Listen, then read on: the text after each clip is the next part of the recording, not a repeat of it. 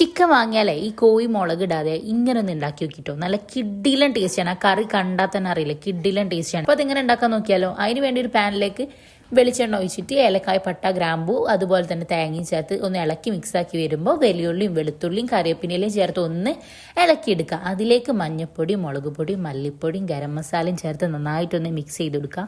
പിന്നെ channel subscribe ചെയ്തില്ലെങ്കിൽ ഇപ്പം തന്നെ സബ്സ്ക്രൈബ് ചെയ്ത് സപ്പോർട്ട് ചെയ്യണം. പിന്നെ തേങ്ങൻ്റെ മിക്സ് ഉണ്ടാക്കി എടുക്കുമ്പോൾ തീ ലോ ഫ്ലെയിമിൽ ഇടാൻ മറക്കരുത്. അടി കരിഞ്ഞു പോയാൽ ടേസ്റ്റ് ആകെ മൊത്തം അങ്ങോട്ട് മാറിപ്പോവേ.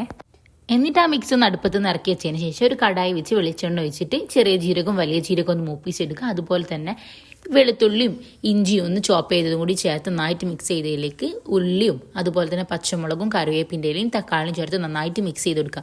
പിന്നെ ഈ തേങ്ങൻ്റെ മിക്സ് ഒന്ന് മിക്സിയിലിട്ടിട്ട് നന്നായിട്ടൊന്ന് അരച്ചിട്ട് ഒരു അരപ്പാക്കിയിട്ടെടുക്കുക. കുറച്ച് വെള്ളം കൂടി ചേർത്തിട്ട് അതും കൂടി ഒഴിച്ച് നന്നായി മിക്സ് ചെയ്തതിലേക്ക് നമ്മൾ കഴുകി വെച്ച് ചിക്കനും കൂടി ചേർത്ത് നന്നായിട്ടൊന്ന് അടച്ച് വെച്ചിട്ട് വേവിച്ചെടുക്കുക. ഒരു അരമണിക്കൂർ വേവിച്ചെടുത്താൽ നമ്മൾ അടിപൊളി ചിക്കൻ കറി റെഡി ആയിട്ടുണ്ട് കേട്ടോ.